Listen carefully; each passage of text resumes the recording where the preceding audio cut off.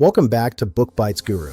We are dedicated to teaching you the pillars of investing, wealth building, and financial freedom. But there is a missing link in many success stories. You can master the stock market and understand compound interest. But if you cannot handle people, your path to wealth will be lonely and difficult. Technical knowledge is only 15% of success.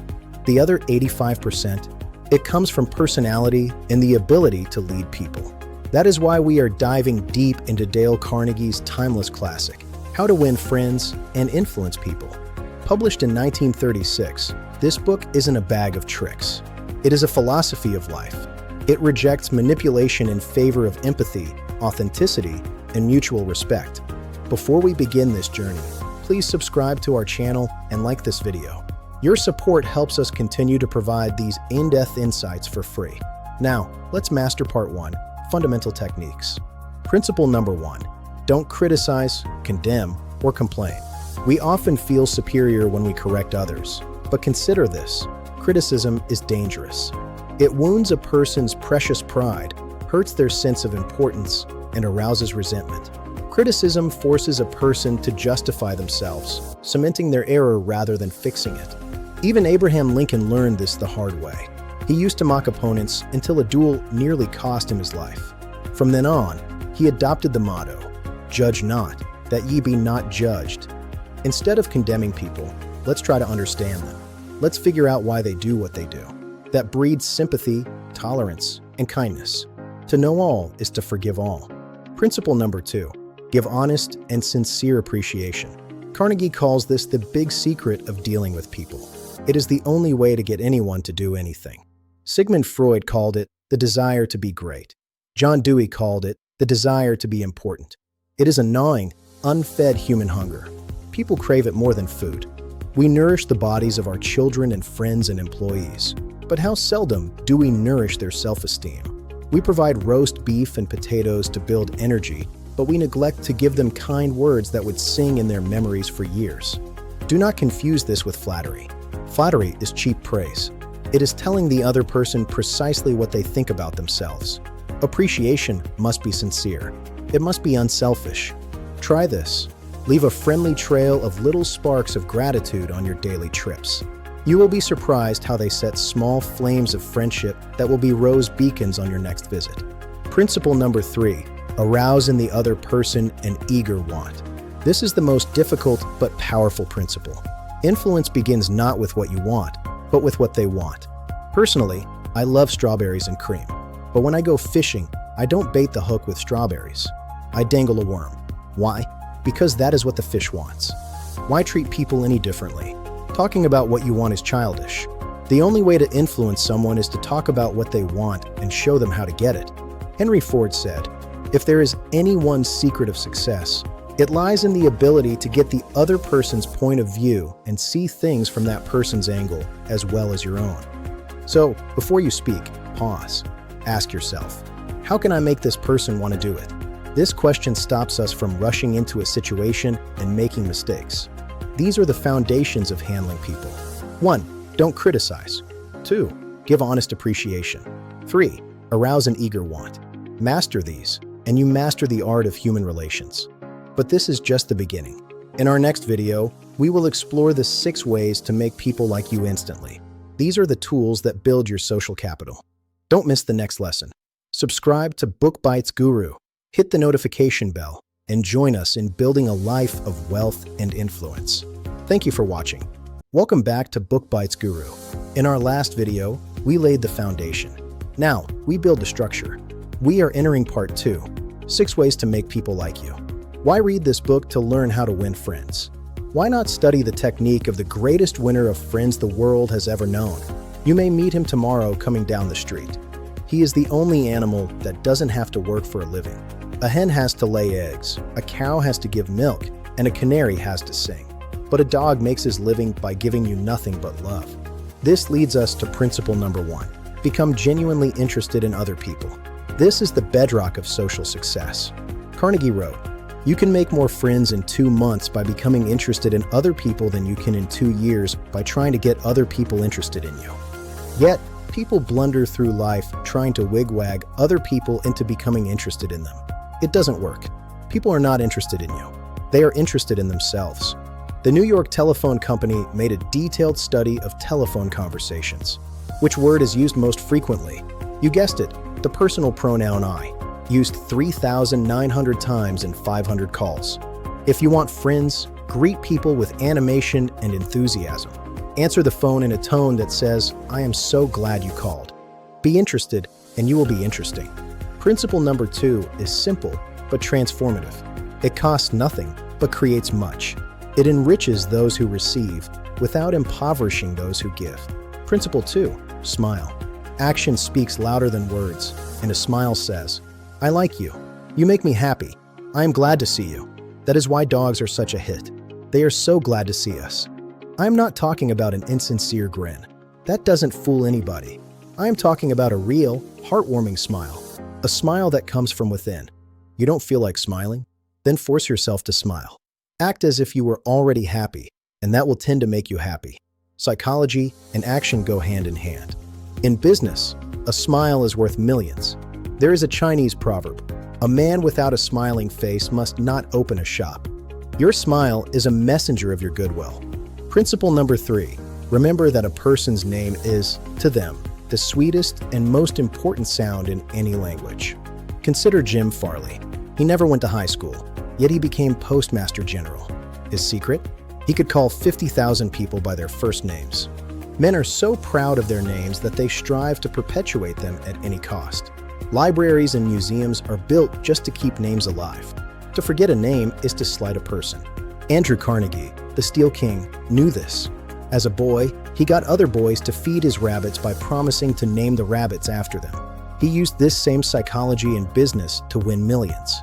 When you remember a name, you pay a subtle and effective compliment. But when you forget it or misspell it, you place yourself at a sharp disadvantage. Take the trouble to learn it. Here is a tip. When you are introduced, if you didn't hear the name clearly, say, "I'm sorry, I didn't get the name." Then, use it several times in conversation to fix it in your mind. So, to make people like you instantly. 1. Be genuinely interested in others. 2. Smile. 3. Remember their name. These are the first 3 steps to social mastery. But what happens when you start a conversation? How do you keep it going? In the next video, we cover principles 4, 5, and 6, including the art of listening. Stay tuned. Subscribe to Book Bites Guru so you don't miss the next chapter of your transformation. Like, share, and see you in the next video. Welcome back to Book Bites Guru. We are halfway through the 6 ways to make people like you. Today, we unlock the final 3 secrets of instant likability. Principle number 4, be a good listener. Encourage others to talk about themselves. This is often more important than being a good talker. Carnegie tells a story of meeting a distinguished botanist at a dinner party. Carnegie sat and listened for hours, fascinated. He hardly said a word. At the end of the night, the botanist told the host that Carnegie was a most stimulating conversationalist. But Carnegie hadn't conversed at all. He had merely listened. That is the secret. To be interesting, be interested. Ask questions that the other person will enjoy answering. Encourage them to talk about their accomplishments. Remember that the people you are talking to are 100 times more interested in themselves and their wants and problems than they are in you and your problems. A person's toothache means more to them than a famine in China that kills 1 million people. Think of that the next time you start a conversation. Principle number 5, talk in terms of the other person's interests. This is the royal road to a person's heart.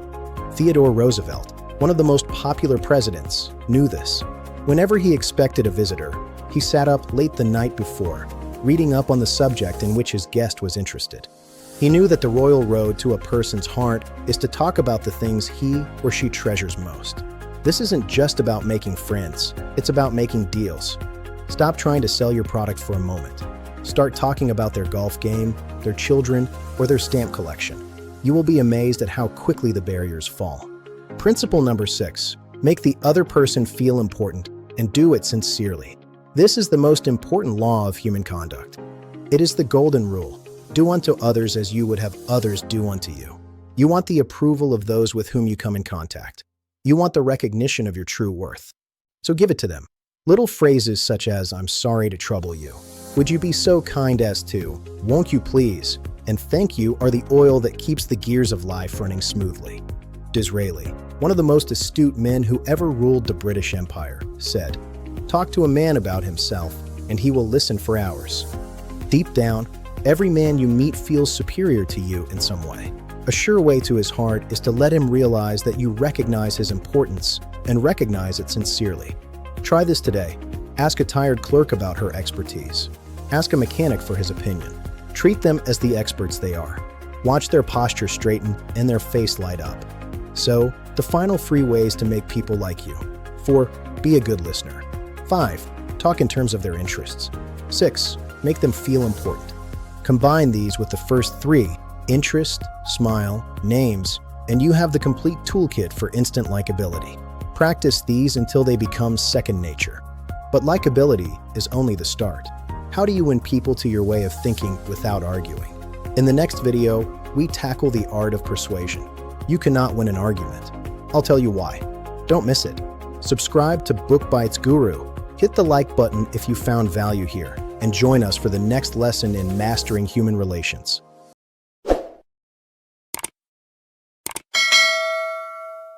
Welcome back to Book Bites Guru. We've learned how to be liked. Now, we learn how to influence. This is part 3, how to win people to your way of thinking. Principle number 1 is crucial. The only way to get the best of an argument is to avoid it. You can't win an argument. You can't, because if you lose it, you lose it. And if you win it, you lose it. You may feel fine, but what about the other person? You've hurt their pride. You've made them feel inferior. A man convinced against his will is of the same opinion still. Ben Franklin said, "If you argue and rankle and contradict, you may achieve a victory sometimes, but it will be an empty victory because you will never get your opponent's goodwill." Principle number 2, show respect for the other person's opinions. Never say, "You're wrong." This is a direct challenge that provokes immediate opposition. Instead, use phrases like, "I may be wrong. I frequently am. Let's examine the facts." This is magic. It stops arguments and inspires the other person to be just as fair and open. Principle number 3, if you are wrong, admit it quickly and emphatically. There is a certain degree of satisfaction in having the courage to admit one's errors. Carnegie tells of walking his dog without a leash. When a policeman caught him, he didn't argue. He admitted his mistake instantly. The policeman, disarmed, let him off with a warning. When you condemn yourself, the other person's only way to nourish their own self-esteem is to take a generous, forgiving attitude. It's a powerful way to disarm an opponent. Principle number 4, begin in a friendly way. The sun can make you take off your coat more quickly than the wind can. Kindness and a friendly approach are always more powerful. As Lincoln said, "A drop of honey catches more flies than a gallon of gall." If you want to win someone to your cause, first convince them that you are their sincere friend. John D. Rockefeller Jr. used this during a bitter strike. He visited the strikers, shook hands, and spoke to them as friends, not enemies. His friendly approach ended the strike. Principle number 5, get the other person saying yes, yes immediately. This is the Socratic method. Keep emphasizing the things on which you agree. When a person says no, their entire organism, glandular, nervous, muscular, gathers itself together into a state of rejection. But a yes is an open, accepting response. The more yes we can get, the better. Principle number 6, let the other person do a great deal of the talking. People know more about their business and their problems than you do, so ask them questions.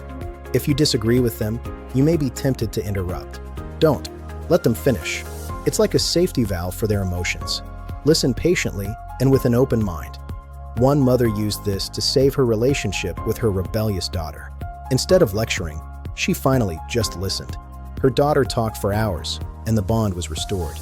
So, to win people to your way of thinking, avoid arguments, respect opinions, admit fault, be friendly, get yes, and let them talk. These are the first 6 keys. In our next video, we'll cover the final, more advanced techniques of persuasion, including how to let the other person feel the idea is theirs. It's a powerful concept. Don't miss the conclusion to part 3. Subscribe to Book Bites Guru, and we'll see you in the next video for more in-depth lessons. Welcome back to Book Bites Guru. We are mastering the art of influence. In this video, we cover the final 6 principles of how to win people to your way of thinking. Principle number 7. Let the other person feel the idea is theirs. Don't you have much more faith in ideas that you discover yourself than in ideas that are handed to you? A wise leader plants a seed and lets the other person nurture it. Consult them. Ask for their advice. When they contribute to the plan, they will work harder to make it succeed. Colonel Edward House, advisor to President Wilson, used this technique. He would drop a seed of an idea into the president's mind, and days later, Wilson would propose it as his own. House never corrected him. He let him take the credit. Principle number 8. Try honestly to see things from the other person's point of view. There is a reason why the other man thinks and acts as he does. Ferret out that reason. Success in dealing with people depends on a sympathetic grasp of the other person's viewpoint. Ask yourself, why should he want to do it? It takes time, but it avoids enemies. Principle number 9. Be sympathetic with the other person's ideas and desires. 3/4 of the people you meet are hungering for sympathy. Give it to them, and they will love you. Use this magic phrase. I don't blame you one iota for feeling as you do. If I were you, I would undoubtedly feel just as you do. This stops arguments cold. Principle number 10. Appeal to nobler motives. People are honest and want to discharge their obligations. They want to believe they are fine, unselfish, and fair. When J.P. Morgan wanted to stop newspapers from publishing photos of his children, he didn't say, I don't like it. He appealed to a higher motive. You know how it is to be a parent. Another example, a landlord wanted to raise rent. The tenant appealed to his fairness and reputation as a man of his word. The landlord, flattered by this noble image, dropped the increase. Principle number 11. Dramatize your ideas. The truth has to be made vivid, interesting, and dramatic. You see it in movies and on TV. You have to use showmanship. Don't just say your machine saves money. Throw a handful of coins on the floor and say, this is the money you are losing every day. That gets attention. That gets action. Think about a marriage proposal. Does a man just ask? No, he gets down on one knee. He dramatizes the moment. He shows how important it is. Do the same with your business ideas. Principle number 12. Throw down a challenge. The way to get things done is to stimulate competition, not in a sordid, money-grabbing way, but in the desire to excel. Charles Schwab simply wrote the number 6 on the floor of a factory to show how many heats the day shift produced. The night shift saw it and produced 7. The competition ignited production. The desire to excel. The challenge. This is what appeals to people of spirit. Without a challenge, Theodore Roosevelt would never have been president. He loved the game. So, to persuade. 7. Let them own the idea. 8. See their viewpoint. 9. Be sympathetic. 10. Appeal to nobler motives. 11. Dramatize. 12. Challenge them. But what if you must correct someone? How do you change people without giving offense? In our final video, we cover part 4, how to be a leader. We are almost at the finish line. Subscribe to Book Bites Guru and join us for the grand finale of this mastery course. See you in the next video. Welcome back to Book Bites Guru for the grand finale of our series on how to win friends and influence people. We have reached the summit. Part 4, how to be a leader. This final part teaches the delicate art of changing people without giving offense or arousing resentment. It's about correction, not criticism. Let's dive in. Principle number 1. Begin with praise and honest appreciation. It's like a dentist who begins his work with Novocaine. The patient still gets a drilling, but the Novocaine is pain-killing. Principle number 2. Call attention to people's mistakes indirectly. Simply changing one word can make all the difference. Instead of but, try using and. Principle number 3. Talk about your own mistakes before criticizing the other person. Admitting your own faults shows that you are human and fallible, just like them. Principle number 4. Ask questions instead of giving direct orders. This saves a person's pride and gives them a feeling of importance. It encourages cooperation. Principle number 5. Let the other person save face. How tragic that we trample on the feelings of others, when a few minutes of thought or a considerate word could spare them. Principle number 6. Praise the slightest improvement and praise every improvement. Be hearty in your approbation and lavish in your praise. Principle number 7. Give the other person a fine reputation to live up to. If you want to improve a person in a certain respect, act as though that particular trait were already one of his outstanding characteristics. Principle number 8, use encouragement. Make the fault seem easy to correct. Tell your child, your spouse, or your employee that he or she has a flair for this or that, and they will practice to excel. Principle number 9, make the other person happy about doing the thing you suggest. This means framing your request in a way that aligns with their personal desires or ambitions. And there you have it. From fundamentals to making friends, to persuasion, to leadership. These timeless principles are not tricks, but a way of life based on empathy and respect. We have only scratched the surface. To truly master these concepts, we urge you to read the book. The stories and details within its pages will change the way you interact with the world. Thank you for joining us on this journey. If this series has provided you with value, please support our channel by subscribing, liking, and sharing this video. Your support is what makes this possible. Continue to build your wealth, not just in finances, but in relationships. This is Book Bites Guru, helping you master the books that master your life. We'll see you in the next series.